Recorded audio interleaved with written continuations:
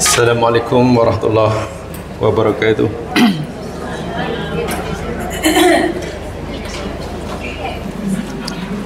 Alhamdulillahirabbil alamin. Wa bihi nasta'in ala umurid dunya waddin. Salatu wassalamu ala asyrafil anbiya wal mursalin Nabiina Rasulina Muhammad wa ala alihi wa ashabihi wa atba'ihi ila yaumiddin. Raditu billahi rabba wa bil islami dina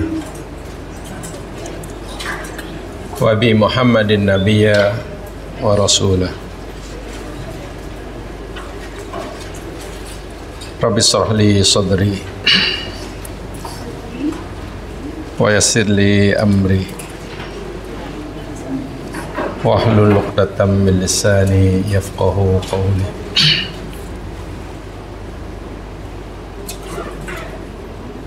Allahumma inna nas'aluka hubbak wa hubba man yuhibbuk wa hubba amalin yuqarribuna ila hubbik. Allahumma ij'al hubbaka ahabbu ilaina min anfusina wa ahlina wal ma'il barid. Amin ya rabbal alamin.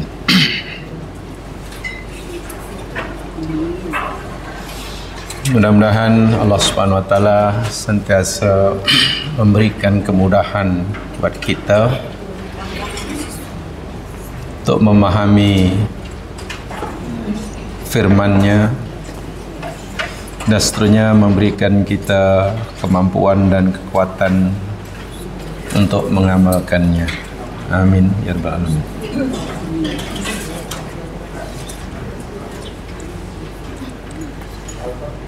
InsyaAllah kita akan teruskan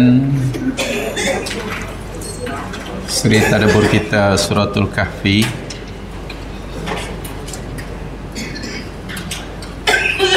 Minggu lepas kita telah pelajari ayat yang ke-6.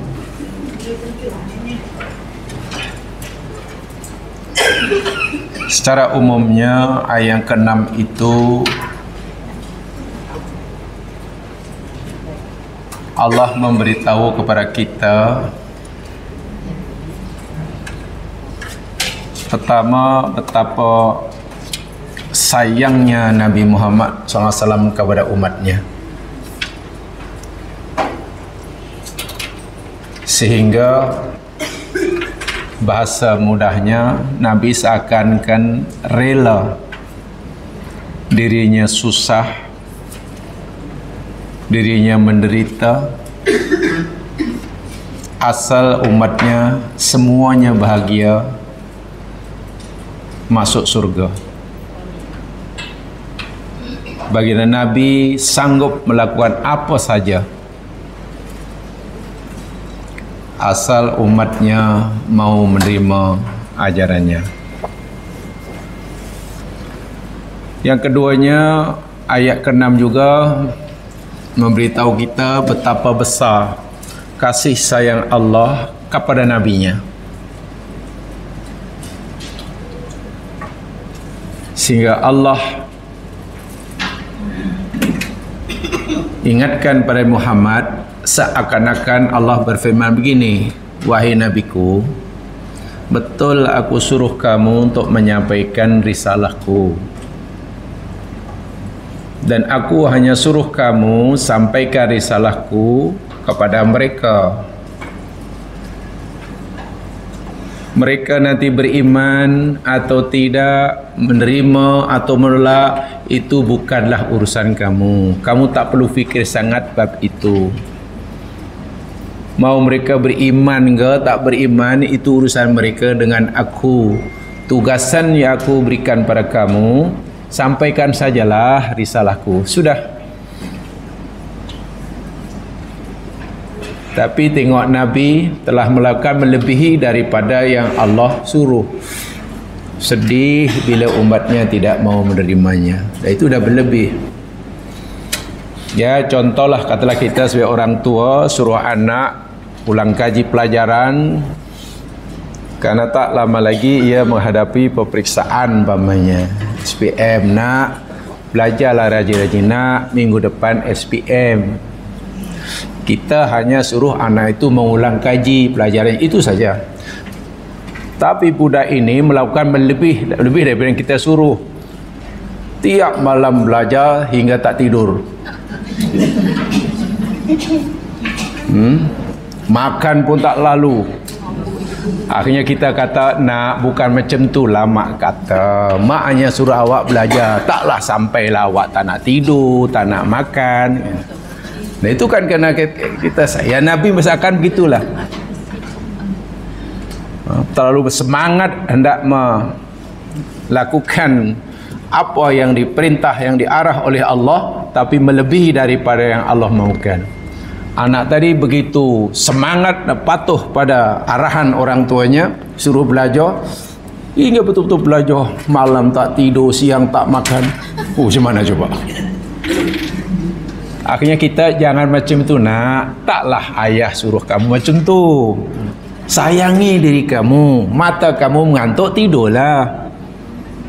Perut kamu lapar, makanlah. Ayat ni macam ni lah. Betapa sayangnya Nabi kepada umatnya, sekaligus betapa sayangnya Allah kepada umatnya. Ya, Allah kepada nabinya. Dan minggu lepas kita telah berikan contohnya dalam hadis sahih Imam Bukhari, bagaimana Nabi menolak dengan sopan tawaran Malakul Jabal, malaikat penjaga bukit.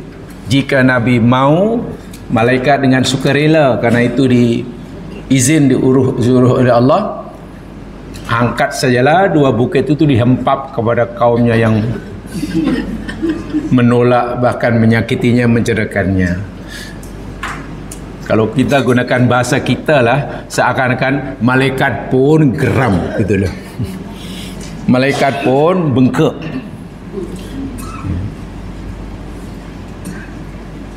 Tidak keberatan jika sekiranya kaum Nabi yang menolak itu dibinasakan saja. Rupanya Rasulullah malah sebaliknya. Tak payahlah malaikat.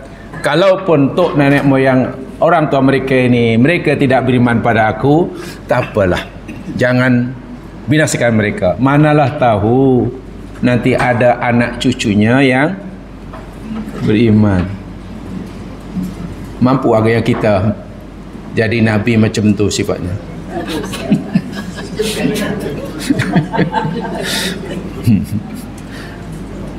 Dia bukan sekadar ditolak, dinafikan, didustakan, bahkan dibaling batu, tercedera. Macam itu pula sikap. Jangan, tak payah, tak payah. Sebab kalau mereka engkau binasakan, ya pupuslah keturunan dia. Tak apalah mereka kufur, ya biarkan mereka. Manalah tahu nanti anaknya, kalau bukan anaknya, cucunya. Kalau bukan cucu, cicit. Kalau bukan cicit, piut. Kalau bukan piut, banyaklah. Sehingga ada satu perkataan, ya, inilah jamaah tolong dihayati dan kita berusaha untuk mengamalkannya, mencontohi sifat Nabi ini. Sehingga Nabi pernah berkata ketika mengalami penderitaan, penentangan dari kaumnya, Nabi hanya kata dalam hadis yang panjang, tapi kalimat yang sangat penting, menunjukkan betapa sabarnya Rasulullah SAW. Baginda berkata, illam takun ghadbanu alayya fala ubali. Sengaja tulis, nanti tolong sentiasa diamalkan.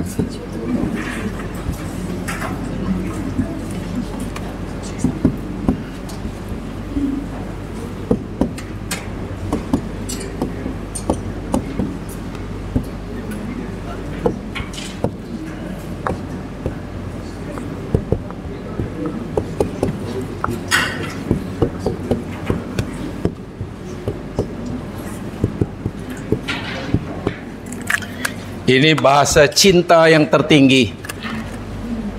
Termasuk bahasa cinta tertinggi inilah yang diucapkan oleh Nabi. Saya ulangi, Nabi mengalami penderitaan yang luar biasa, penolakan yang luar biasa,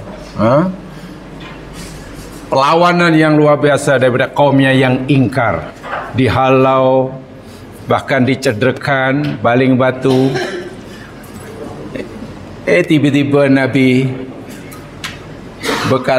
berdoa, illam takun ghadbanun alayya fala ubali. Illam takun ghadbanun alayya fala ubali. Ya Allah, illam takun ghadbanun alayya, jika sekiranya semua ini, penderitaan yang Nabi alami, cacian kaumnya, kesusahan hidup, jika semua ini ya Allah tidak menyebabkan kemurkaan-Mu kepada aku, maknanya janji Engkau tak murka pada diriku ini ya Allah, sesusah apapun, seberat apapun yang aku alami, fala ubali, aku tak peduli, aku tak kisah. Itu mana memerlukan satu cinta Nabi pada Allah yang luar biasa. Katalah kita sakit, kita menderita, kita hilang barang, kita dizalimi orang, dan macam-macam lah musibah yang Allah timpakan pada kita. Bahkan muka kita daripada memancau-mancau menjadi gelap gulita. Yang mana tahu kalau ada orang terbakar, dan jawab selamatkan, akhirnya banyak melakukan plastik surgery. Jadi mukanya tidak seperti sebelum ia terbakar lah kan. Tengok mukanya di cermin, tak kojut dia kan, bodoh katalah. Lalu dia kata, ya Allah, apapun qada dan qadarmu yang Kau tetapkan, yang Kau timpakan pada hamba-Mu ini, mukaku sekarang seburuk ini, nasibku sekarang sesusah ini ya Allah, janji semua itu tidak menyebabkan Engkau murka pada aku tak kisah. Yang penting bagiku ya Allah, Engkau tidak murka aku, sudah. Saya mau susah kah, mau senang kah, mau muka macam ini, aku tak peduli. Itulah kalimat cinta tertinggi Nabi pada Rasulullah SAW.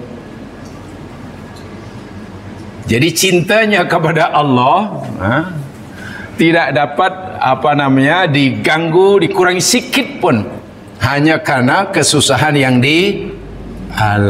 Itu Rasulullah. Ini kadang-kadang kan tidak seperti itu ya kita. Baru Allah timpakan musibah sikit, Allah tetapkan qada qadar yang kita tak suka, kita sudah mulai, ya Allah pasal apa Engkau buat macam ni? Apakah salah dan dosaku? Kurang apakah aku hamba-Mu ini? Pasal apa? Cinta apa asyik mengeluh kepada Allah Subhanahu Wa Taala? Ini bahasa cinta tertinggi. Aku tak kisah ya Allah, tak peduli ya Allah apapun musibah yang menimpa diriku, susah manapun, dihalau manapun, asal Engkau tidak murka aku. Kenapa ya mas sekalian? Jika sekiranya Allah bagi kita kesenangan sekalipun, kemewahan sekalipun, sehat walafiat sekalipun, sehat tak pernah sakit, kaya tak pernah miskin, senang tak pernah susah, tapi bila Allah murka kita, lalu apa maknanya kesenangan? Susah tak pernah senang, sakit tak pernah sehat, katalah gagal tak pernah berjaya, memanglah perit, tapi lah apa ruginya jika Allah sayang kita? Ini bahasa cinta tertinggi, tidak ada. Jadi ini sunnah Nabi, sunnah Nabi yang memang paling susah untuk diikuti ya, tapi kita wajib mengikutinya. Ya mas sekalian, saya ingin tegaskan ini tentang kasih sayang Nabi kepada umatnya. Berdasarkan ayat yang ke-6 ini, saya ingin beritahu kafinya karena ada di sebaliknya. yakni rahmat Nabi, rahmatun Nabi, rahmatur Rasul ala ummatihi. Rahmat Nabi Rasul terhadap umatnya, ya, terhadap umatnya. Begini, sekarang mari kita bandingkan sikap Rasul-Rasul sebelum Nabi Muhammad SAW terhadap umatnya bila umatnya ni tak dengar cakap. Bagaimana sikap para Nabi dan utusan sebelum Rasul SAW terhadap kaumnya bila kaum ni tak dengar cakap. Bahasa kampungnya, bila kaumnya ni tak makan saman. Ya, tak makan saman namanya. Tak apa orang kamu sama, budak tak makan saman. Maknanya degil sungguh lah. Mari kita lihat pertama surah Nuh ayat 26-27. Bagaimana sikap Nabi Nuh terhadap kaumnya yang tak makan saman ni lah, yang tak erti bahasa ni. Lihat surah Nuh ayat 26 dan 27. Baik, ini kahfi, apa yang ada di dalam gua ayat ke-6 ini. Ayat 6 sekali. Ayat ini cerita tentang kasih sayang Nabi pada umatnya. Cerita tentang kasih sayang Allah pada nabinya. Lalu sebesar apa kasih sayang Nabi? Mari kita lihat.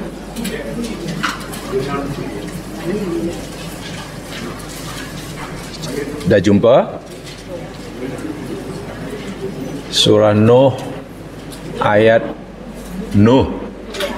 Oh, Nuh, bukan Nur, bukan Nur, Nuh. Nuh.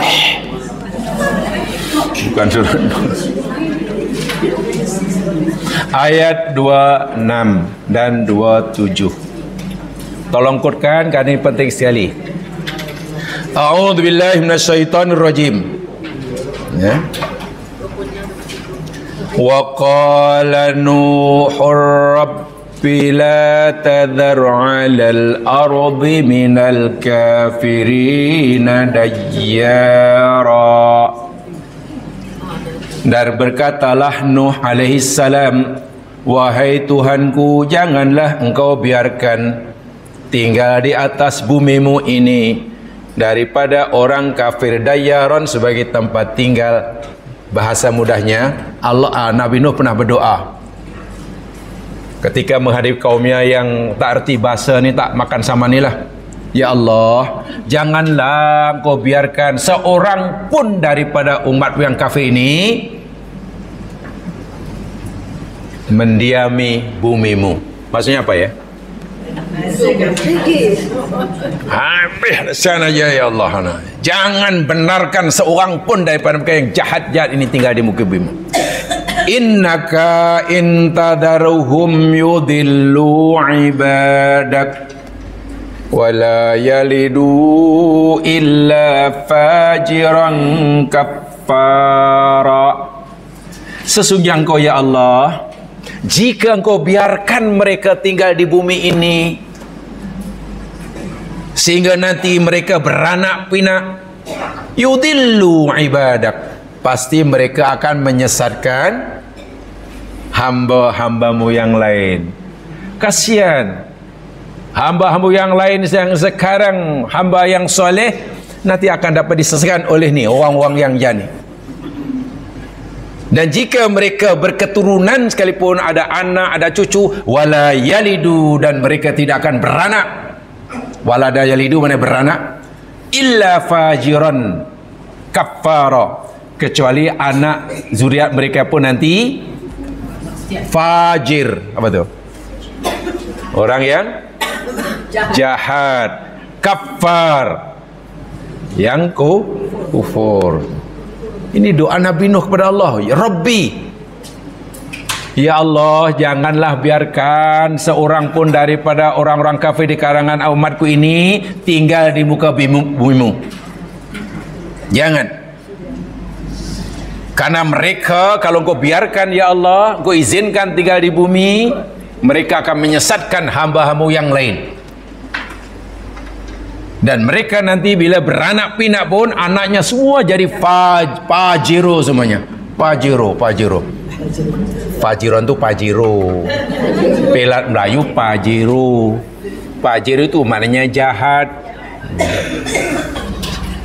Sebab tu jangan naik kereta pajiro. Sekarang, dan akhirnya apa yang berlaku? Adakah doa Nabi Nuh dikabulkan Allah? Iya.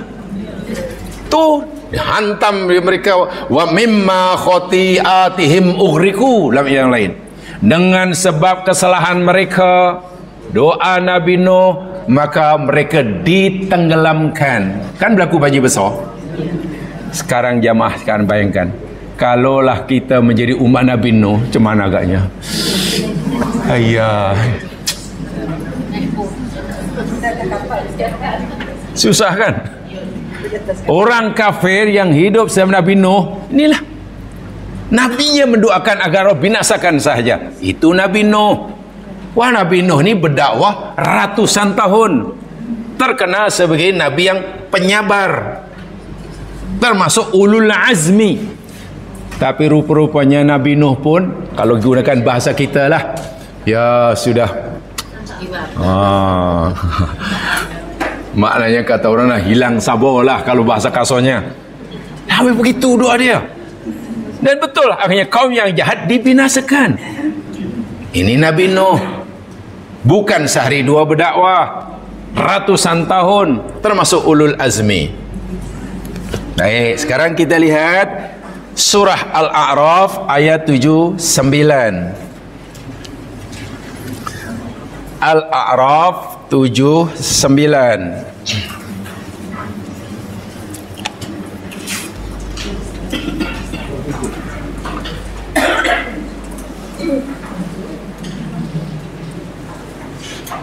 Ini Nabi Saleh.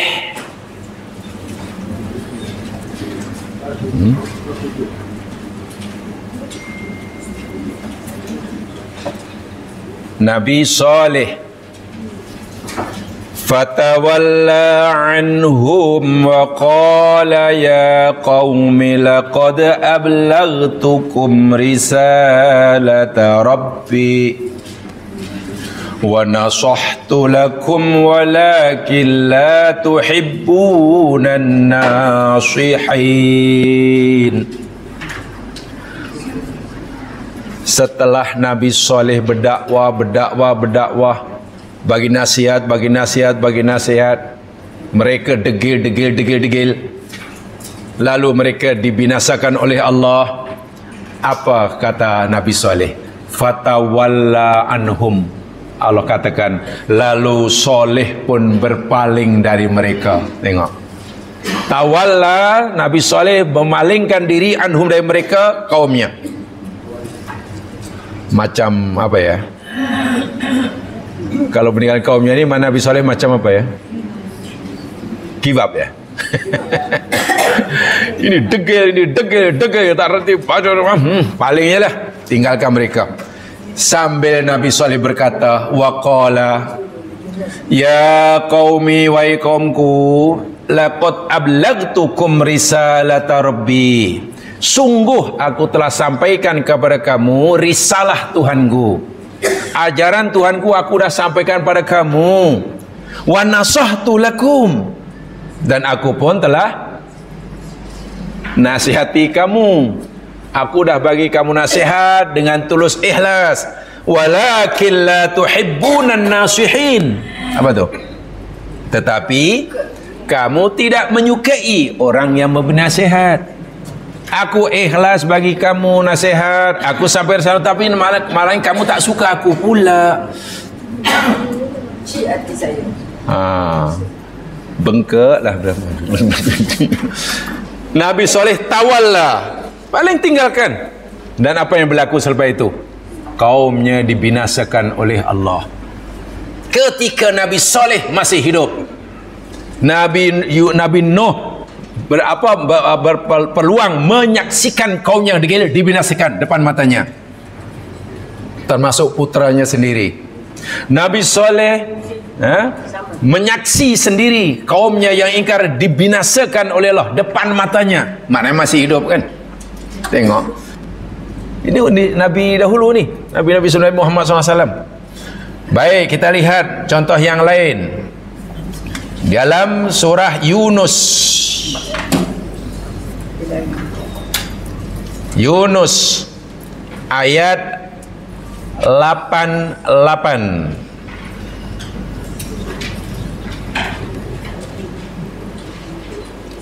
Yunus 88. Nabi Musa.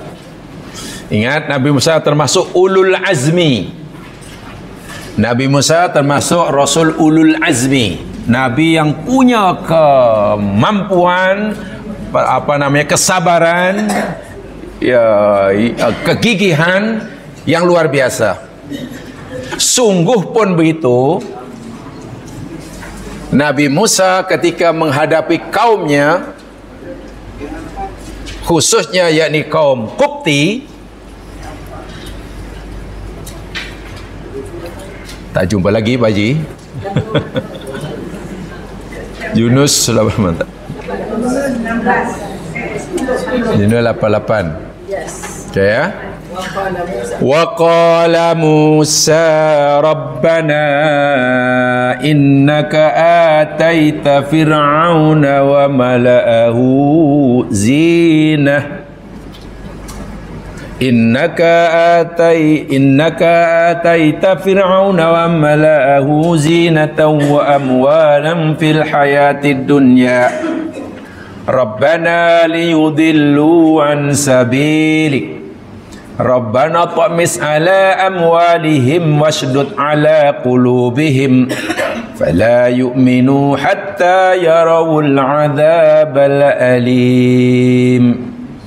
Wa qala, dan berkatalah Musa, Rabbana, wahai Tuhan kami, innaka sesungguhnya engkau ya Allah, ataita Fir'aun, kau telah berikan pada Fir'aun, wa malahu, dan malaunnya. Kau berikan Fir'aun dan malaunnya zinah, perhiasan, wa amwalan, dan harta benda yang banyak, fil hayati dunya, dalam kehidupan dunia. Tapi dengan asbab engkau beri kemewahan pada Fir'aun dan malaunnya sangat banyak ya Allah, Rabbana, wahai Tuhan kami, liyudillu an sabilik, akhirnya mereka Fir'aun dan malaun-malaunnya menyesatkan hamba-hambamu dari jalanmu.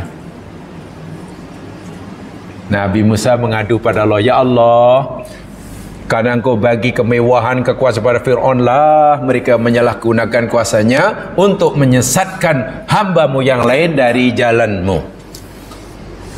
Lalu doa Nabi Musa apa? Rabbana, ya Allah, wahai Tuhan kami, itmis ala amwalihim. Apa itu artinya? Hapuskan. Hapuskan ya Allah harta mereka. Terjemahan bebas, itmis, tumislah engkau ya Allah. Nah, itmis itu tumis. Ya Allah, engkau tumis harta mereka. Bukankah harta mereka itu pemberian engkau, ya cabut saya, hilangkan saya. Washdud ala qulubihim. Apa tu? Dan keraskan hati mereka. Fala yu'minu. Banyak mereka tidak beriman hatta yarawul adzabal alim, sehingga mereka melihat azab yang pedih. Tengok doa Nabi Musa kepada Allah bagi kaumnya. Kalau gunakan terjemahan bebas agak kasar, ya Allah, Fir'aun ni jahat ya Allah, pasal nikmat langkung, tumis saja dia orang ni, tumis saya, keraskan hati, tutup mereka biar mereka tak beriman. Itu Nabi Musa aja mas sekalian,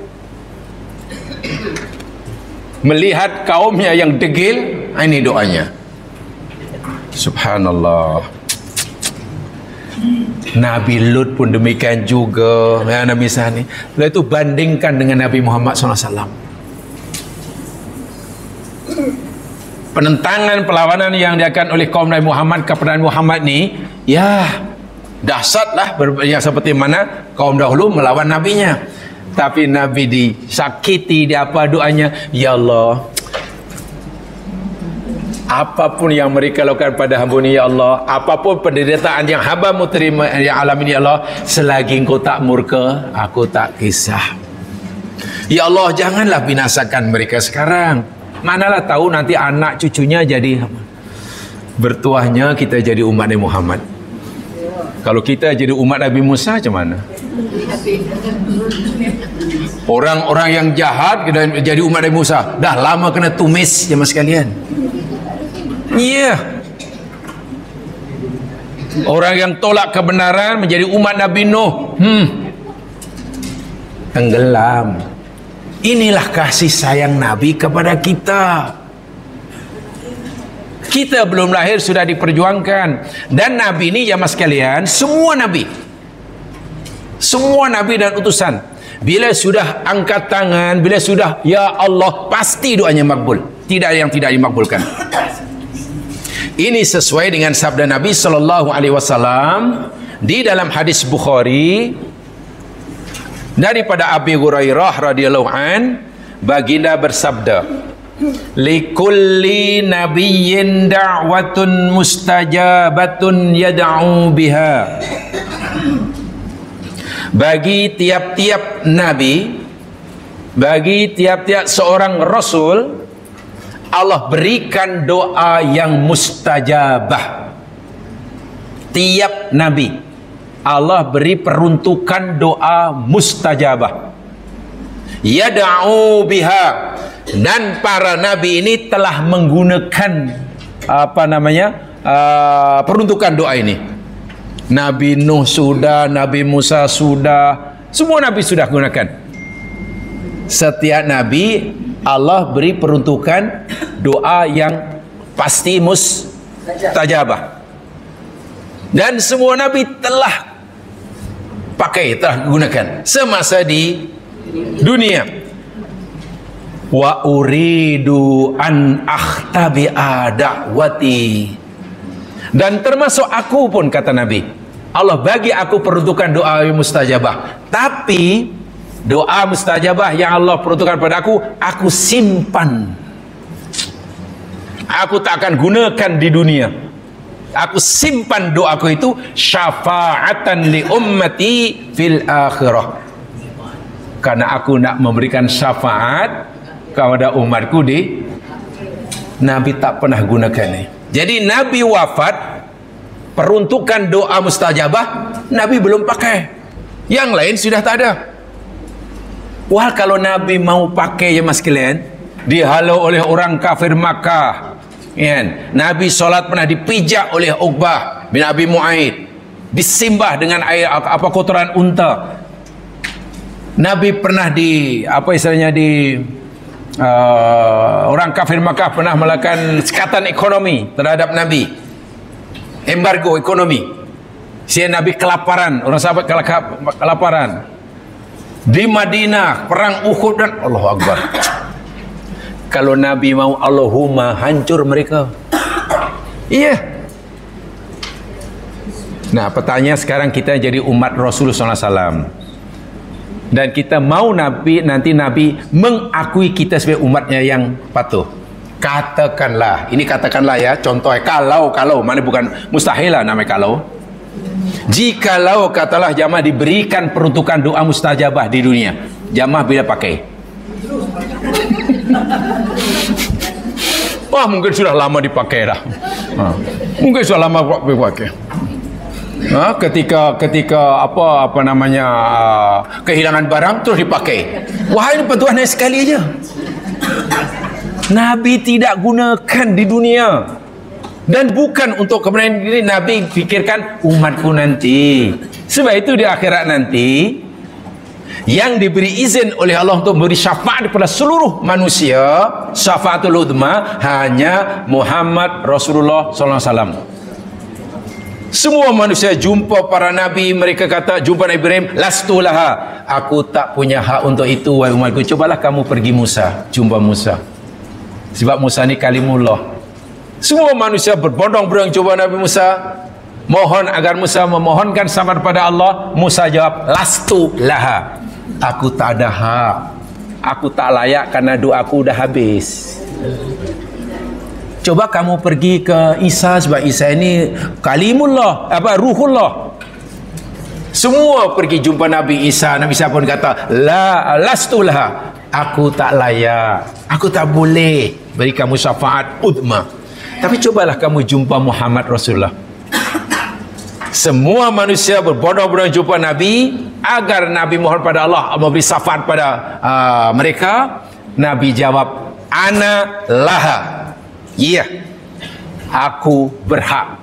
Karena Nabi masih punya doa yang tersimpan ini. Kita belum lahir, Nabi sudah perjuangkan. Itulah sayang Nabi pada kita. Tak terkira lah, tak terbayang lah, mas sekalian, tak terbayang. Sehingga ayat ke-6 yang sedang kita pelajari ini, begitu sayangnya Nabi, hingga Allah pun tegur. Tegur maknanya, takkanlah Muhammad kamu memperjuangkan umatmu hingga kamu nak membinasakan diri kamu. Tak payahlah. Tadi saya contohkan, takkanlah nak, karena engkau nak patuh pada arahan mak suruh belajar sehingga engkau tak nak makan, tak nak minum, tak nak tidur. Tak payahlah. Masya Allah. Itulah Rasulullah Muhammad SAW. Jadi bertuahlah kita jadi umat akhir zaman. Karena Nabi masih punya doa mustajabah yang Nabi tidak pernah pakai semasa di dunia, Nabi akan gunakan di akhirat. Semua Nabi sudah lastulaha, lastulaha, lastulaha. Jadi bukan, Allahu Akbar, luar biasa. Sehingga hatta umat Nabi mungkin dosanya sebanyak mana sekalipun, perintah Allah tak dilakukan sekalipun, larangan Allah dilanggar sebanyak manapun, selagi umat Nabi Muhammad ini punya akidah tauhid, punya kalimah la ilaha illallah, simpan dalam hatinya hingga mati tidak terbatal. Salahnya tidak terbatal ya. Syahadah la ilaha illallah diucapkan di dunia hingga mati, syahadah itu tidak terbatal. Walaupun dosanya banyak, orang ini masih layak mendapat syafaat. Walaupun mungkin nanti dia bertriliun tahun dalam neraka lah karena dosanya banyak.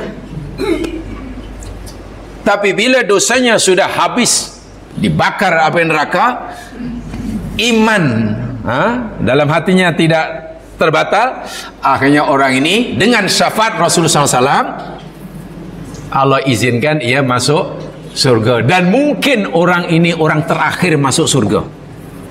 Modalnya apa? Modalnya yakni asyhadu alla ilaha illallah wa asyhadu anna muhammadar rasulullah, dan tidak terbatal. Sebab syahadah boleh jadi batal ya.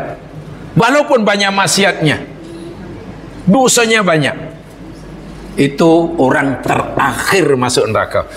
Lepas itu neraka ditutup rapat, dia masuk surga, dan ia orang terakhir masuk surga. Lepas itu surga ditutup, karena tidak ada lagi yang akan keluar dari neraka dan tidak ada lagi yang akan masuk surga. Itu orang terakhir. Allah izinkan Nabi memberi syafaat kepada umatnya sebanyak manapun dosanya, sedegil apapun semasa hidupnya, dengan syarat ia mempunyai kalimah tauhid dan tidak terbatal. Nabi bersabda, man kana akhiru kalami la ilaha illallah dakhala jannah. Siapa yang perkataannya la ilaha illallah masuk. Jadi kita bertuah. Tidak ada umat yang lebih bertuah daripada umat Nabi Muhammad SAW, termasuk kita lah. Jadi kena disyukuri. Jadi cinta Nabi memperjuangkan kita ni, ya Allah ya Tuhanku, tak terbayang lah.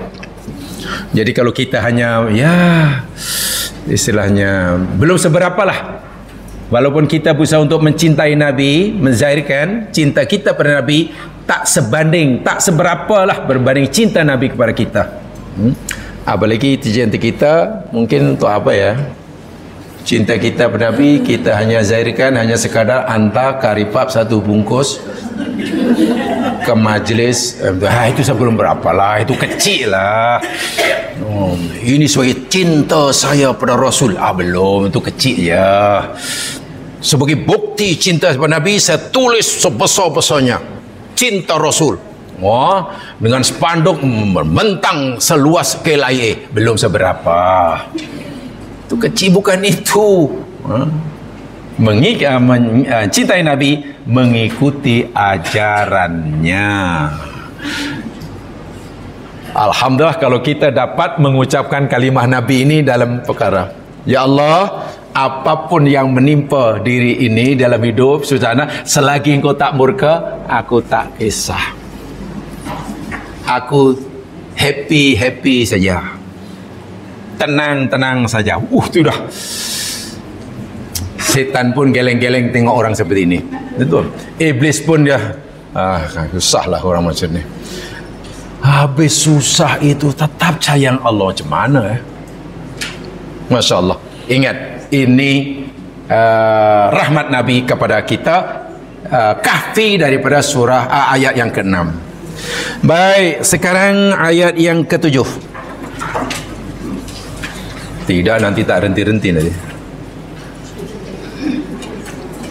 A'udzu billahi minasy syaithanir rajim. Inna ja'alna ma'alal ardi zinatan laha linabluwahum ayyuhum ahsanu amala. Inna sesungguhnya kami ja'alna, kami telah jadikan apa yang alal ardi di atas muka bumi ini, zinah, perhiasan, sesuatu yang menjadikan sesuatu lain jadi indah, elok dan menarik. Itu zinah. Laha baginya bumi, segala apa yang di atas muka bumi ini Allah kata sebagai zinah, sehingga menjadikan planet bumi ini menarik, cantik, menawan, punya daya tarikan, mempesona. Tumbuh-tumbuhannya, hutan belantaranya, lautnya, ikannya, gunung ganangnya, apa sajalah, burung-burung yang berterbangannya. Tapi Allah ingatkan, kenapa bumi dihias sedemikian rupa oleh Allah dan punya daya tarik yang luar biasa kepada manusia. Ini tujuan dia. Linabluwahum ayyuhum ahsanu amala. Karena kami hendak menguji mereka, yakni penghuni bumi manusia, siapalah di antara mereka yang paling baik amalnya, terbaik. Ahsan itu yang terbaik, bukan aktsaru amala, bukan yang paling banyak amalnya, tapi yang paling baik. Situ dalam beramal utamakan quality, bukan quantity. Baca tasbih umpamanya, tasbih berapa kali? Sana baca tasbih umpamanya ya 33 jelah. Subhanallah, subhanallah, subhanallah. Perlahan hayati, resapkan dalam hati. Subhanallah, subhanallah. Itu jauh lebih baik daripada membaca 500 kali tapi subhanallah, subhanallah. Iya. Baca berapa kali? Mungkin baca 20 kali alhamdulillah, dan diresapi, difahami maknanya betul-betul, kita merasa bertuah menjadi hamba Allah karena segala apa yang kita perlukan Allah telah berikan secara percuma. Alhamdulillah, alhamdulillah. 20 kali itu jauh lebih baik, nilainya lebih tinggi dari baca alhamdulillah 500 kali tapi alhamdulillah, alhamdulillah, alhamdulillah, alhamdulillah, alhamdulillah, alhamdulillah. Itu apa ke benda lah? Minta maaf, ame orang yang kadang mengutamakan kuantiti.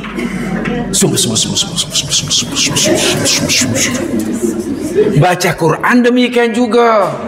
Bacalah tartil, hayati maknanya. Kalau baca, bila kita baca ayat-ayat tentang azab, timbul rasa gerun dan takut, mungkin menangis. Bila baca ayat-ayat rahmat, ayat surga, nikmat, berbunga-bunga, mohon pada Allah. sehingga apa yang dibaca itu betul-betul berkesan selepas bacanya.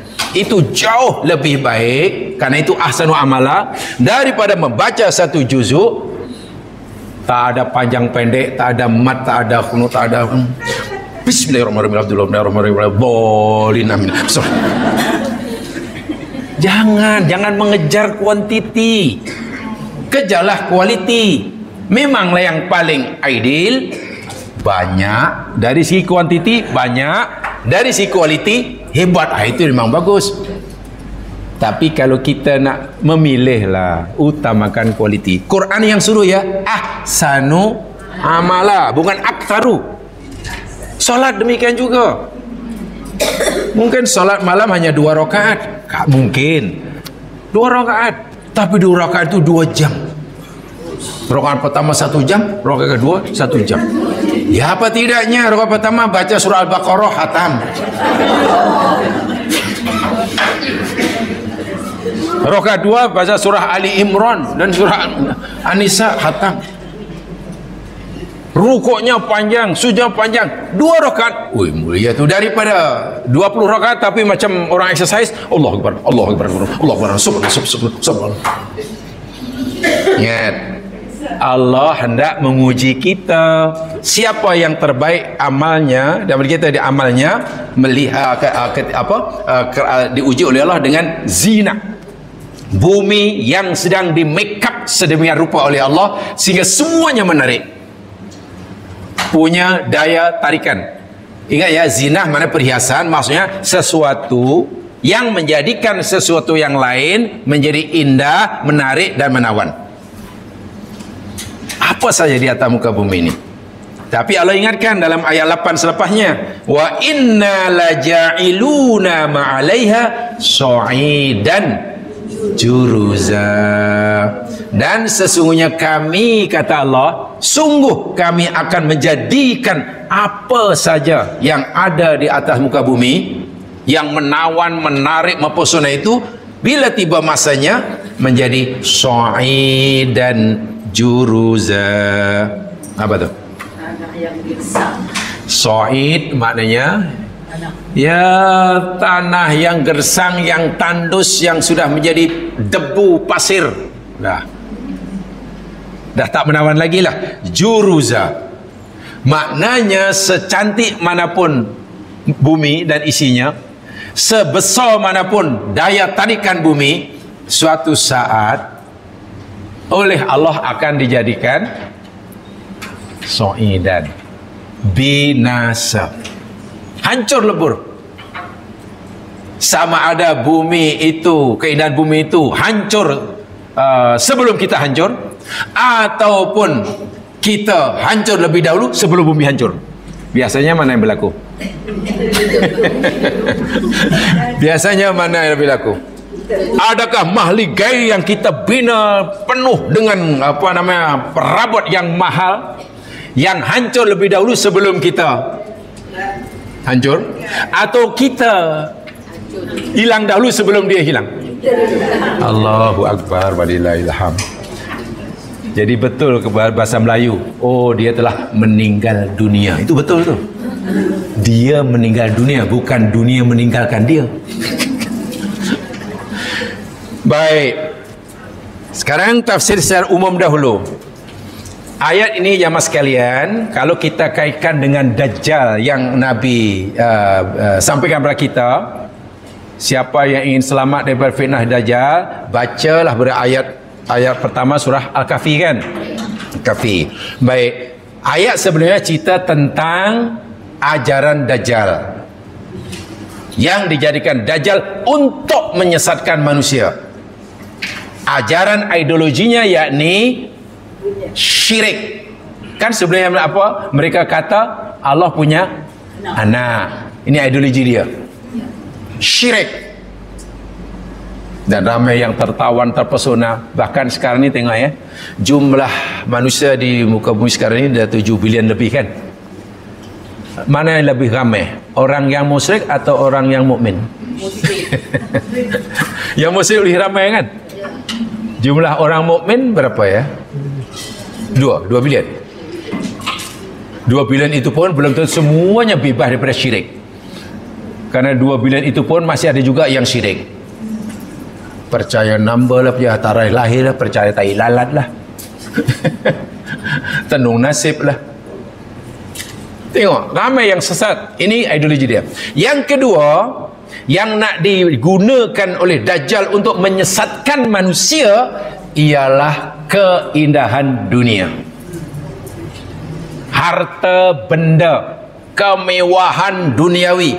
Ingat, ini yang Dajjal gunakan. Ramai yang terpesona sehingga dunia seakan-akan tujuan dan matlamat akhir. Allah sendiri memberitahu kita, apa saja yang ada di atas muka bumi aku jadikan zina. Zina. Tujuannya karena aku nak menguji siapa di antara mereka penghuni bumi ini yang terbaik amalnya. Lalu Allah beritahukan, tapi kamu kena tahu, indahnya bumi, indahnya dunia, daya tarikan segala yang ada di bumi ini hanya sementara. Bila tiba saatnya, dia akan aku ubah menjadi So'i dan Juruza. Dajjal menafikan ini. Hidup sekali, mesti kamu nikmati. Kalau kamu tidak senang sekarang, bila lagi? Sebab bagi Dajjal, ya, kesenangan mesti di sini. Siapa yang senang di sini, dia nanti kalaulah mereka percaya kehidupan selepas kematian, siapa yang senang di sini, di sana pun nanti senang. Kalau di sini susah, di sana susah. Sebab itu orang yang dengan Dajjal tengok, di sini senang, bila mati mereka fikir akan senang. Dia dibawa sama duitnya ditanam, keretanya, tapi kereta replika lah, pembantu anaknya sebab tu. Kenapa? Nanti biar senang di sana, kasihan kalau tak senang. Dan bila mati aja tengok ucapan mereka apa. Ajaran Dajjal bila mereka mati, orang ikut Dajjal bila mati biasanya mereka mengucapkan takziah apa? RIP.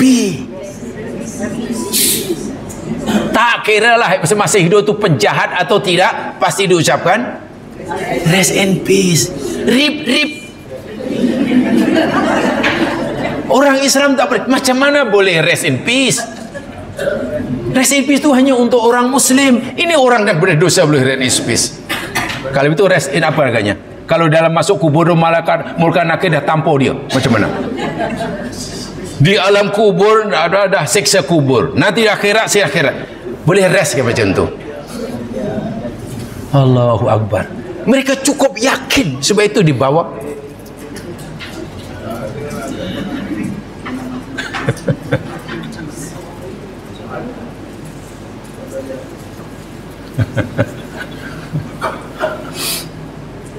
Dibawakan kereta replika, duit replika,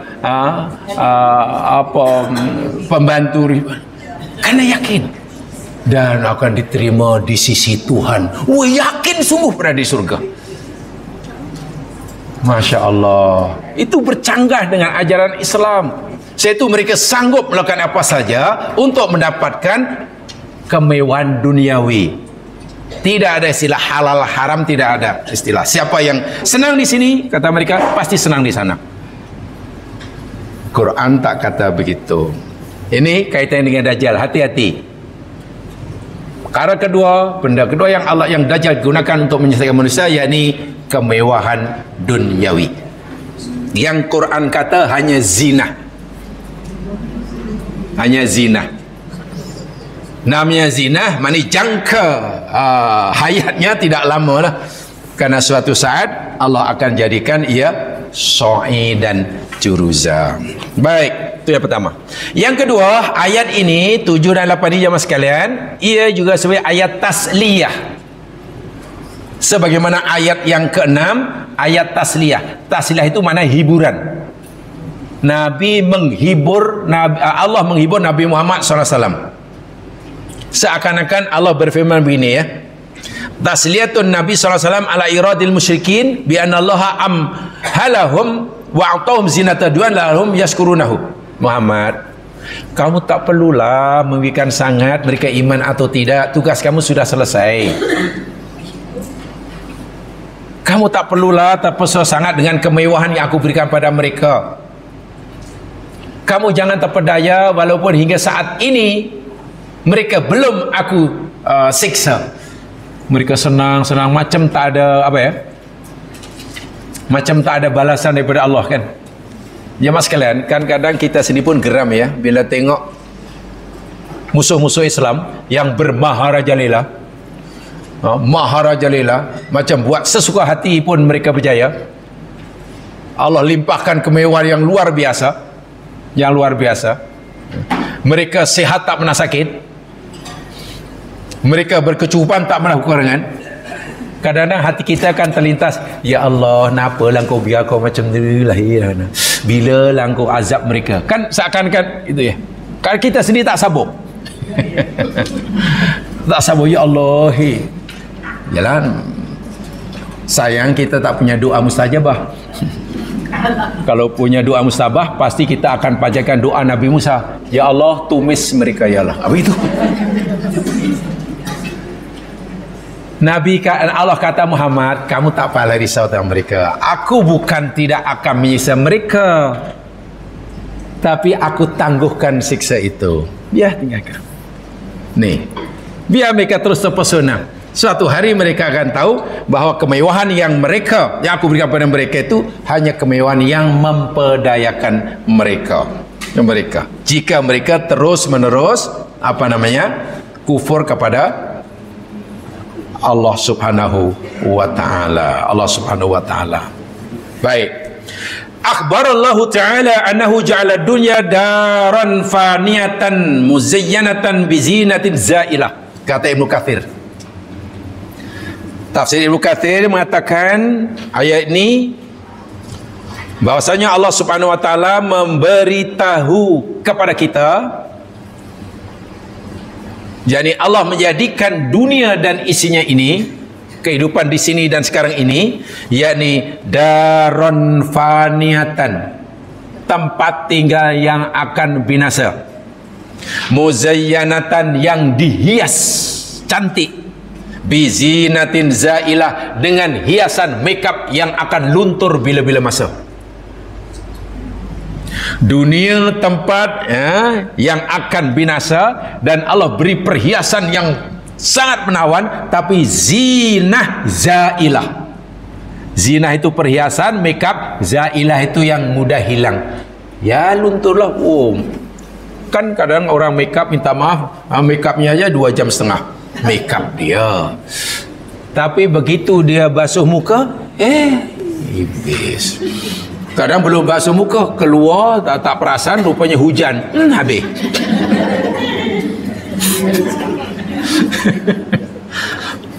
Wa inna ma ja'alaha dar ikhtibarin la dar qarar. Dan sesungguhnya Allah menjadikan dunia yang indah cantik ini, yakni daron ikhtibaron, tempat ujian. La dar qarar, bukan tempat kekal abadi. Bukan tempat abadi. Dalam bahasa yang mudah, dunia ini jamaskan yakni darul amalin, daru amalin wabalain. Dunia yakni ad-dunya daru amalin wabalain. Maksudnya apa? Kita hidup di sini, di planet bumi sekarang ini, tempat kita sekarang ini adalah daru amal, tempat untuk kita beramal, dan amal yang Allah nilai yakni yang ahsanu amala. Betul? Wabalain, tempat ujian. Jadi sekarang ini kita berada di tempat penuh dengan ujian, cobaan. Masa selagi orang itu masih hidup di dunia, masa yang ada yakni masa bala. Adapun akhirat,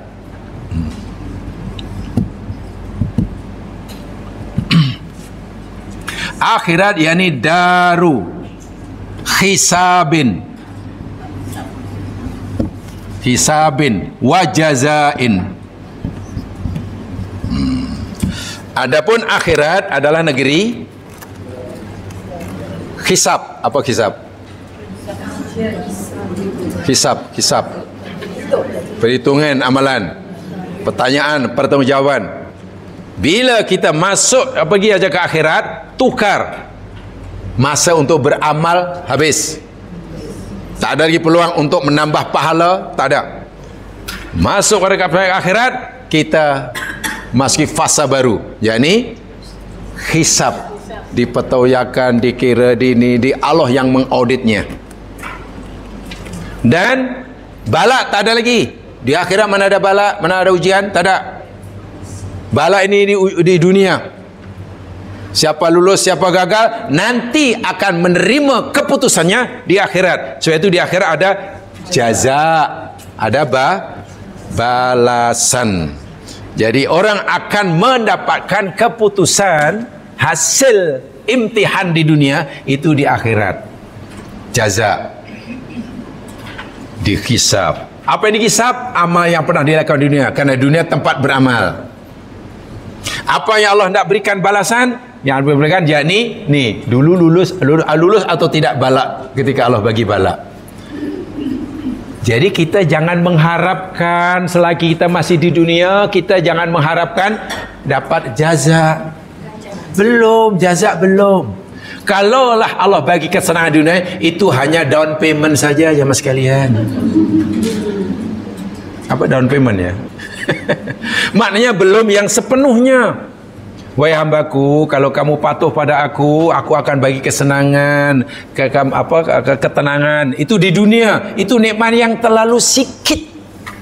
Kenikmatan yang Allah berikan pada kita di dunia, yang Allah ridha, itu kenikmatan yang hanya sangat-sangat sikit. Belum sepenuhnya. Dan Nabi memberitahu, demikian juga kesusahan di dunia yang Allah timpakan pada hambanya, itu kesusahan yang sangat sikit dibandingkan dengan kesusahan yang ada di.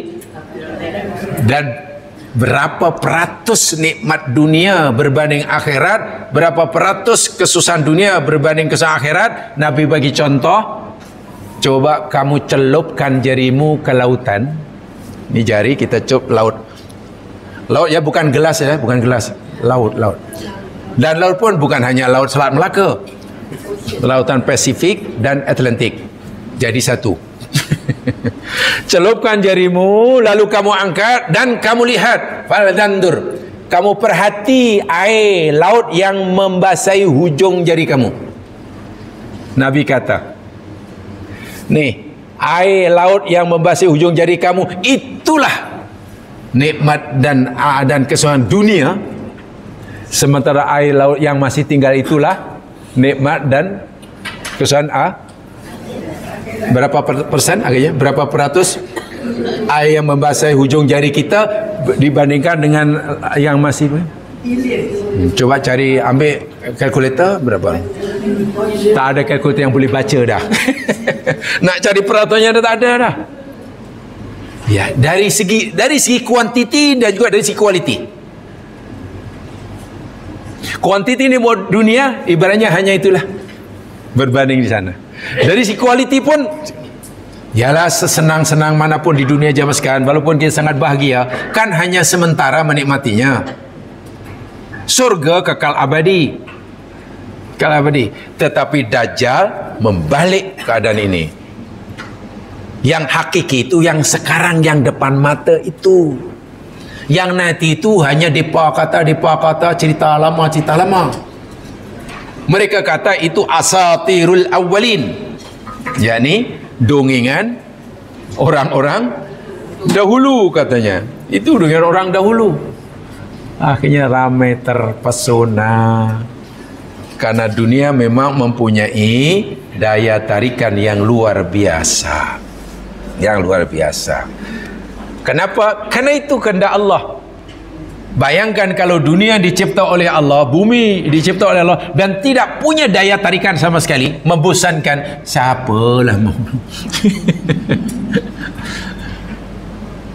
Nah, bergantung kepada kita yang jadi penghuninya. Sungguh pun sifat dunia dan Islam ini menarik. Masalah, adakah kita tertarik atau tidak?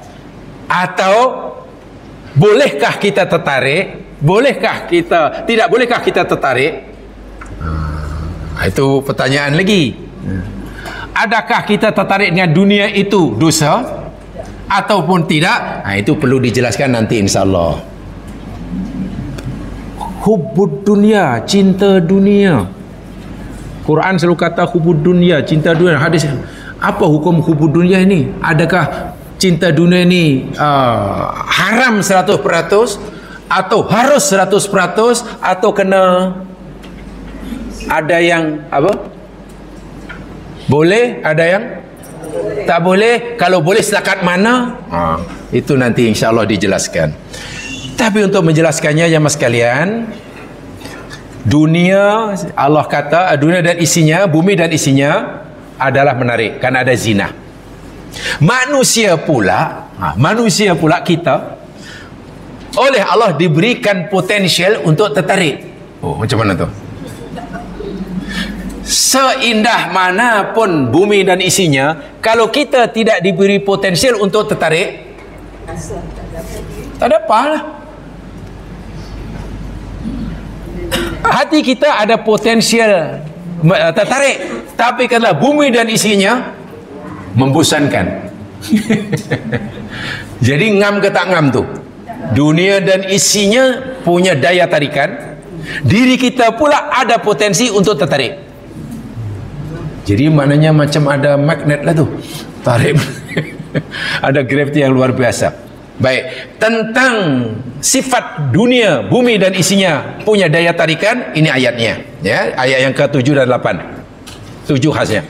Tentang diri kita, bahwa diri kita ini ada potensi untuk tertarik kepada benda itu, tertarik pada itu, tertarik pada pokok, tertarik pada hutan, tertarik pada rumah, ingin punya rumah, dah punya rumah, ingin punya kebun, dah punya kebun, ingin punya ladang, tak cukup ladang dalam negeri, beli ladang di luar negeri, dah ada ladang 2 hektar, ingin punya pulau, beli pulau, dah punya pulau, ingin beli benua. Wah, kalau boleh beli benua. Beli benua kalau boleh, kalau dibolehkan lah. Dah punya macam-macam, kalau boleh punya lagi itu boleh. Wih, hidup ni rasanya belum bahagialah kalau aku boleh dapat hak untuk pengswastaan sinar matahari. Saya pasti kaya raya. Yalah, kalau hanya pengswastaan air itu ini, matahari katalah dia dapat permit pengswastaan sinar matahari. Siapa yang tak bayar bil, potong sinar matahari. Kolu kawan tu. Kalau bolehlah dapat lesen untuk menswastakan oksigen. Bagus. Manusia itu Nabi yang kata, anak Adam ini jika punya 1 lumbung emas, pasti dia nak yang 2. Bila dah ada 2 lumbung emas, nak, itu Nabi yang kata. Lalu itu saya terangkan seperti tadi. Sehingga tidak ada sesuatu yang boleh memuaskan perut anak Adam kecuali tanah masuk mulutnya. Maksudnya apa? Ila turab fihi. Kalau tanah sudah masuk mulut, barulah puas. Mana dah tak macam-macam lagi lah. Jadi kalau sudah innalillah, ya macam tu. Nah, sekarang kita pula Allah berikan potensi untuk tertarik. Tertarik itu, minat itu, minat itu. Lihat ayatnya, surah Ali Imran 14.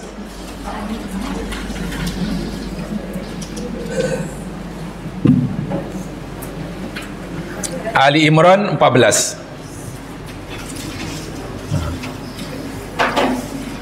Ambil berat, ambil peringatan terhadap ayat ini. Zuyyina lin-nasi الشهوات من النساء والبنين والقناطير المقنطرة من الذهب والفضة والخيل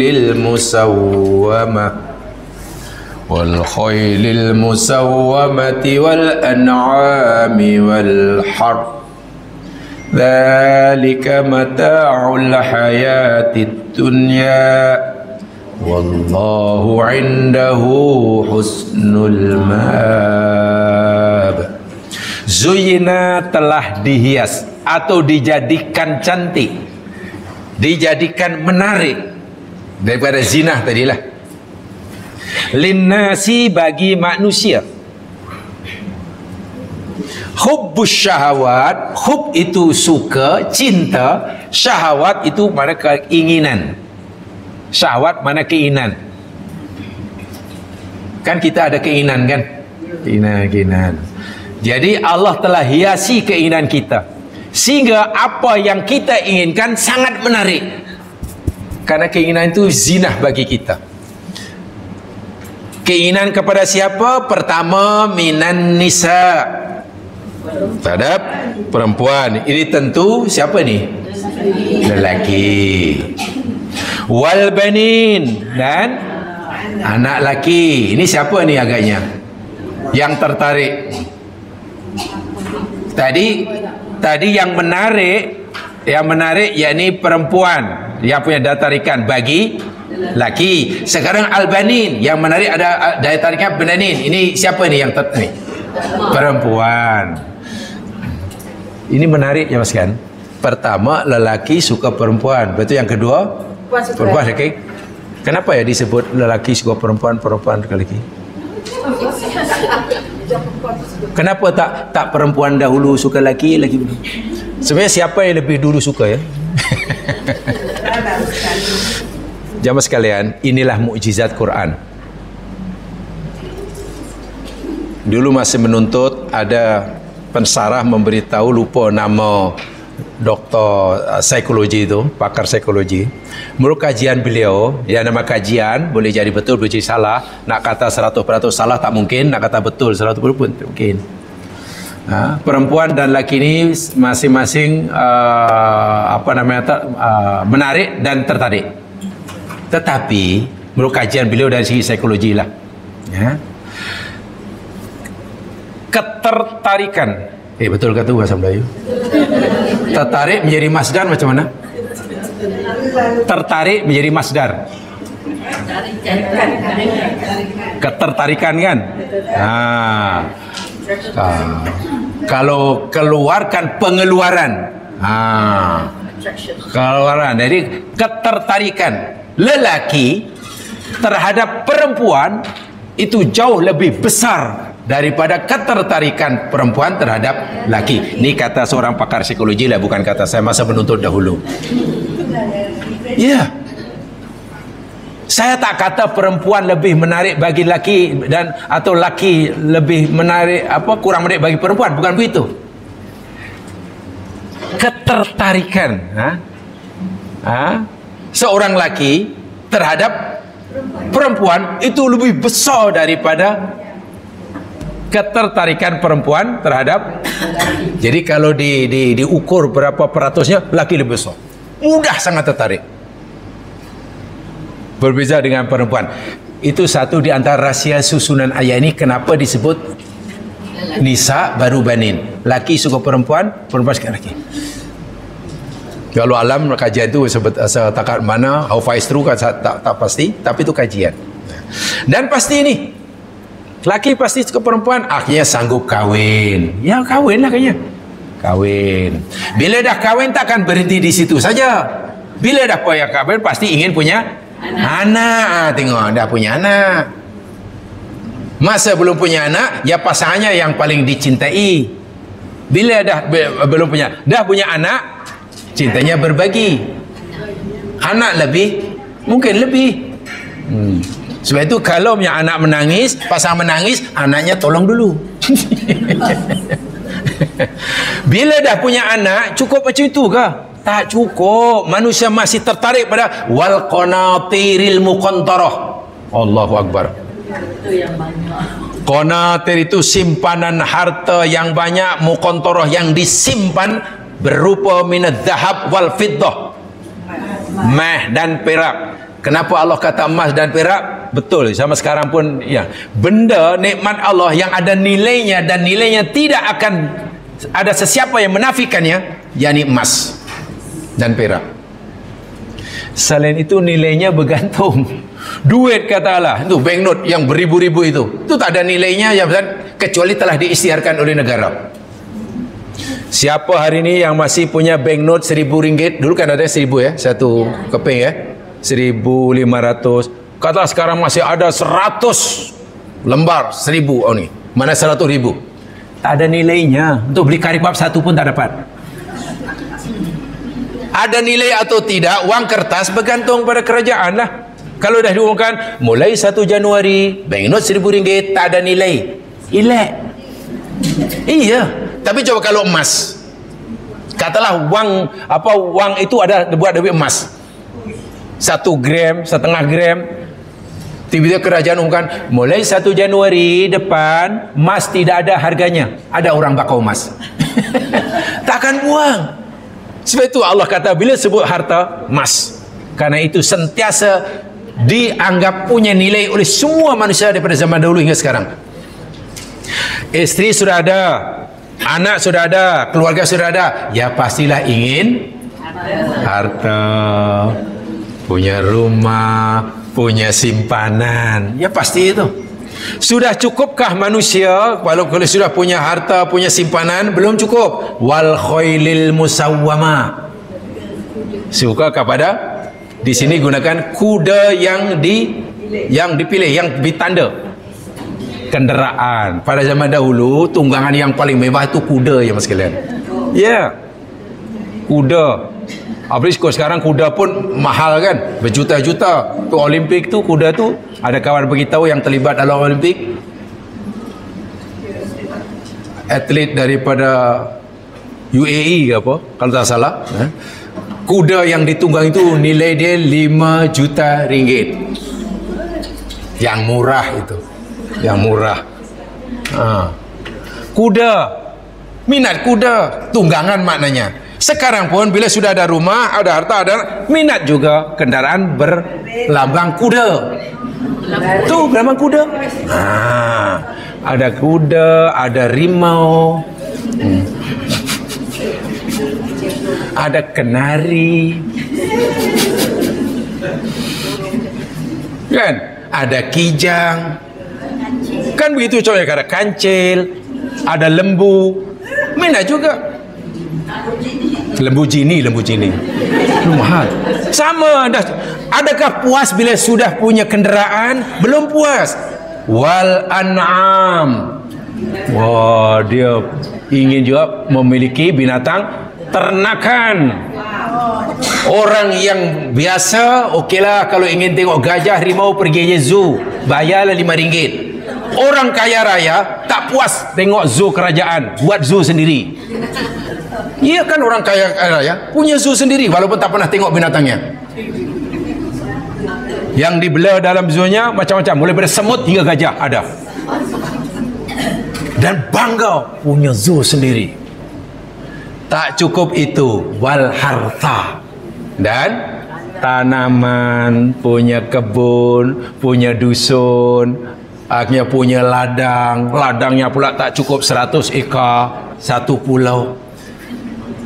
Tapi Allah beritahukan kepada kita, dzalika, itu semua yang Allah sebut tadi, mataul hayatid dunya. Apa itu? Mata. Ada haji namanya haji tamatuk. Kalau haji namanya haji tamatuk. Kalau kawin namanya kawin mut'ah. Mata juga. Senang, kesenangan kan? Mata ini kesenangan. Haji tamatuk mana haji senang-senang.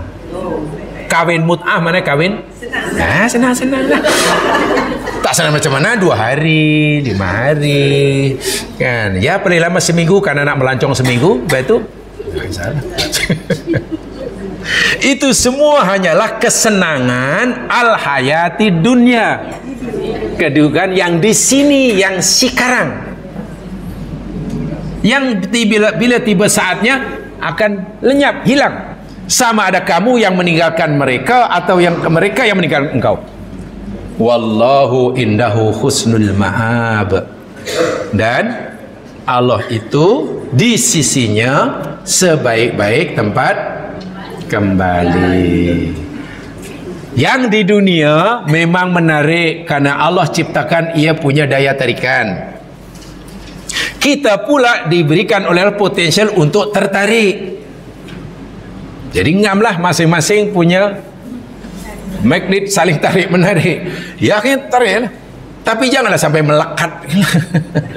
Sebab Allah kata, apa yang aku sediakan buat kamu yang nanti itu jauh lebih baik, jauh lebih kekal. Wal akhiratu khairu wa abqa, kata Allah. Yang nanti itu lebih baik dan lebih kekal dan lebih kekal. Ini ujian. Jadi mana letak ujiannya? Allah kata tadi kan zinah, betul? Linabluwakum. Mana, dari aspek mana dunia dan isi ini sebagai ujian?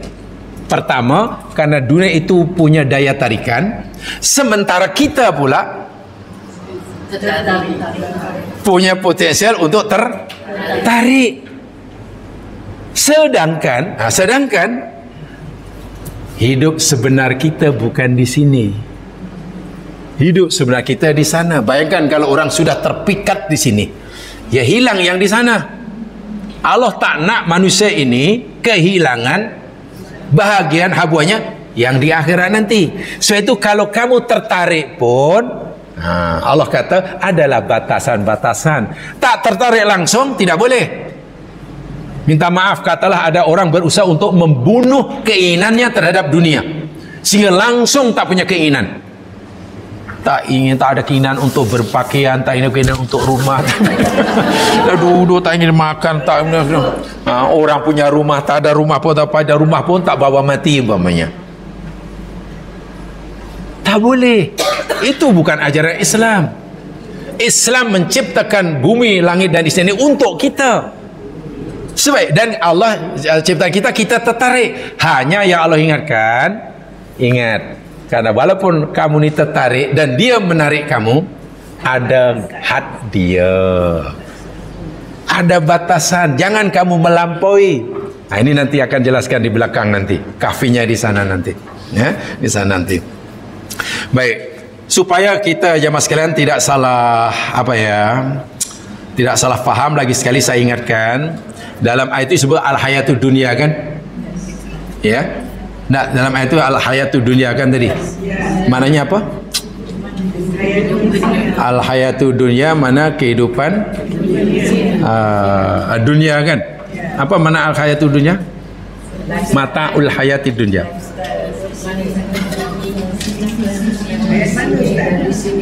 Nah, yang kita bicarakan al-hayatud dunia. Jangan lupa bila kita sebut al-hayatud dunya, tolong sentiasa ingat sampai bila-bila, yakni 5720. Tolong itu jangan lupa itu. Bila saya sebut al-hayatud dunya, tolong ingat 5720. Itulah al-hayatud dunya. Lupa lagi kan. Wah, dulu ini kali ke-5 saya cakap.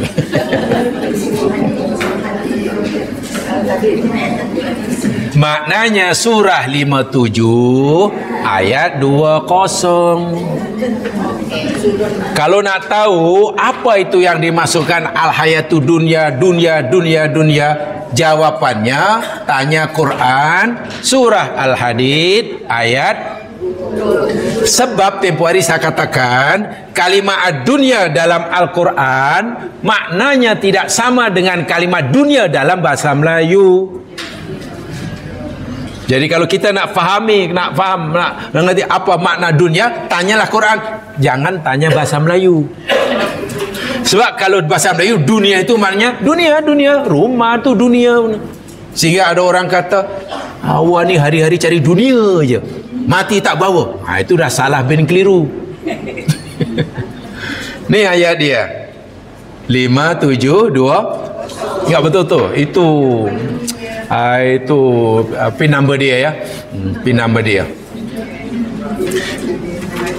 Tengok ayatnya cukup jelas. I'lamu. Mana i'lamu? Ketahui oleh kamu, jangan tak tahu. Macam itulah. Wahai manusia, kata Allah, ketahui oleh kamu, jangan tak tahu. Miliki ilmu yang betul. Annamal hayatud dunya. Apa tu? Annama. hanya senya, bukan sesungguhnya. Annama hanya senya.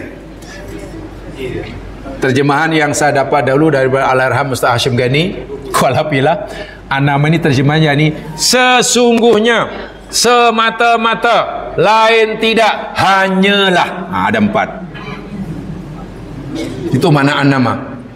Sesungguhnya, semata-mata, lain tidak, hanyalah. Al-hayatu dunia, yang dimaksud al-hayatu dunia itu satu, laibun. Apa? Permainan, main-main. Kedua, lahun, sesuatu yang melarikan kita daripada kewajipan yang lebih penting. 3, zinatun, hiasan, menarik, hanya untuk berhias, hanya untuk make up. 4, tafakhurun, tafakhur, saling bermegah-megah, membanggakan, untuk kebanggaan. Oh, rasa bangga kalau punya itu. Yang 5, watakathurun, takathur, daripada kalimat kathir. Ini wazan musyarakah, takathur musyarakah. Macam nasoro menolong, tanasoro saling menolong. Doroba memukul, tadoroba saling memukul. Sekarang kathuro banyak, takathur berlomba-lomba mencari yang lebih banyak, melawan banyak. Kalau dia ada 5, saya mesti ada 6. Kalau dia ada 6, dia mesti itu. Jadi hakikat yang dimiliki dunia itu inilah. Dan ini punya daya tarikan yang luar biasa. Laibun, lahbun, zinatun, tafakhurun, takathur. Kalau panjang sangat nak ingat, pendekkan saja. Lalazi tata. Itu formula yang mudah. Kalau ditanya, apa itu dunia yang Allah masukkan? Lalazi tata mah. Lalazi tata. La pertama laibun, la kedua lahbun, zina, tafakhur, takathur. Lalazi tata. Ada dayanya, ada. Daya apa? 5720. Macam tu. Jadi yang dimaksudkan oleh Allah ni jamaah sekalian, ya, zina, bumi dan isinya Allah jadikan zina ni letaknya bukan pada harta bendanya, bukan. Orang yang menggunakan harta benda, kata Allah, kendaraan atau apa sajalah yang benda, yang benda material, digunakan hanya untuk laibun. Itulah mana ayat dunia tu. Dan laibun tu menyeronokkan. Betul ya? Laibun tu menyeronokkan ada. Wih, seronok laibun. Kadang dan laibun ni tak ada orang pernah pencen daripada laibun. Tak ada. Kanak-kanak, dunia kanak-kanak yang ni laibun, betul? Main-main. Umur 5 tahun main-main, umur 6 laibun nanti main tu tak pernah pencen. Umur 17 tahun main-main. Bahkan ketika umurnya sudah 17 terbalik pun masih main-main. Iya. Minta maaf ya, ini contoh dia, tapi ya saya tidak kondem apa-apa, tapi betul-betul lah. Akhirnya saya ingin kenal dan ada yang kenal, ya akhirnya burak-burak lah. Tahun 1997 menurut saya baru pindah ke tempat saya yang baru itu. Belakang itu juga ada kawasan kilang, belum ada kilang, tapi infrastruktur sudah siap, jalan bukan main lebar besar. Jadi saya selalu pergi situ untuk ya jogging ke apa ke itu, kadang sampailah ke itu tempat apa namanya reda di Subang tu gitu. Jadi saya berdekat, takkan kapal terbang take off landing di Subang ni banyak sangat. Pagi-pagi dah. Dia saya ingat kapal terbang betul. Lumayan kapal terbang yang mainan pagi remote tu lah. Jadi saya pergi belakang, loh rupanya ada orang main kapal terbang itu. Dan minta maaf, yang main itu bukan budak 12 tahun, 15 tahun, 16 tahun. Sudah 16, 17 terbalik.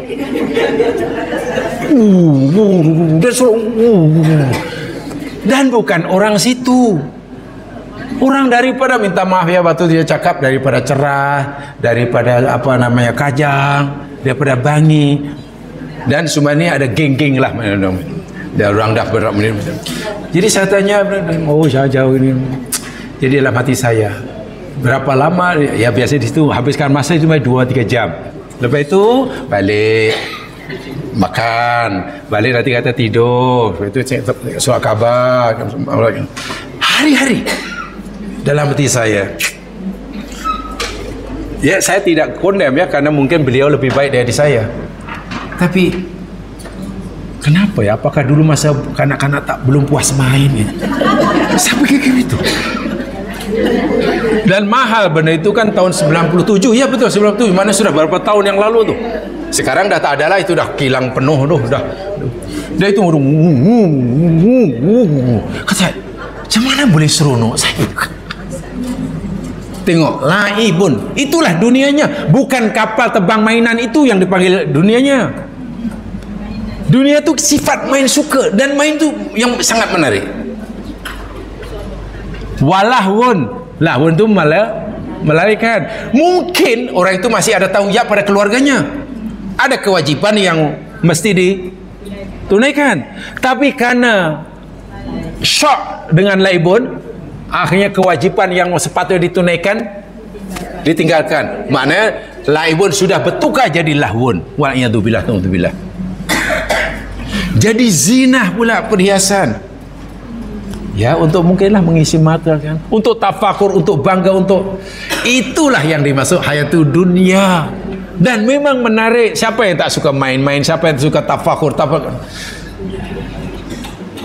Bayangkan kalau harta benda berada di tangan orang yang jiwanya jiwa lalazi tata, hancur.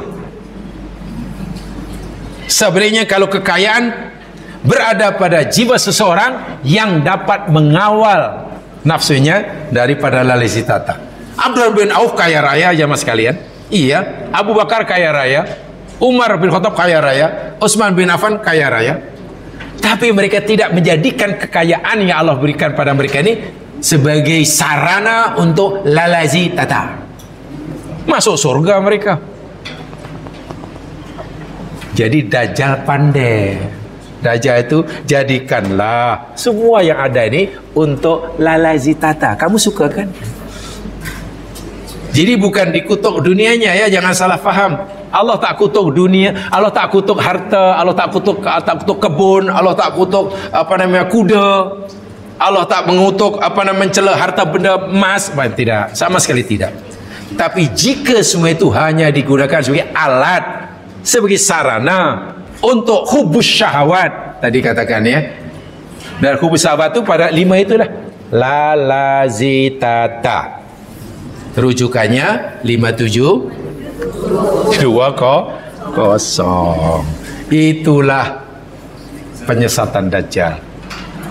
Yang suatu saat tunggulah sehari 2 ke, seminggu 2 ke, sebulan 2, sedua hancur.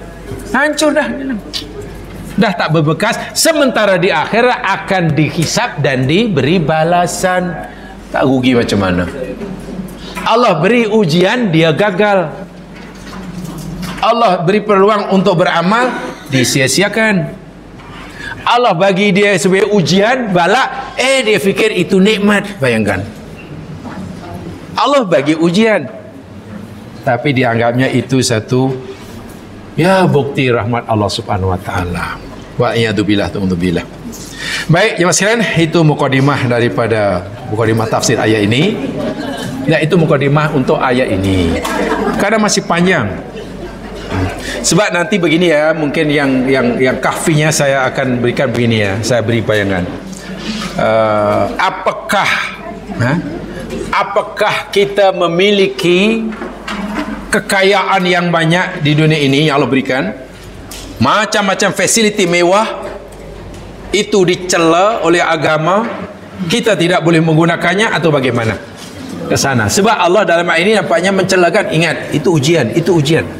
Sekarang bagaimana kalau kita ditakdir Allah mempunyai Allah anugerahkan harta yang melimpah-limpah, fasiliti yang serba apa? serba fakhir, serba mewah lah maksudnya. Lalu bagaimana kita tidak memperlakukan semua ini? Bolehkah kita menggunakannya? Atau kita buang saja? Atau? Nah, itu nanti ada 4 tingkatan kalau tidak salah. 3 tingkatan.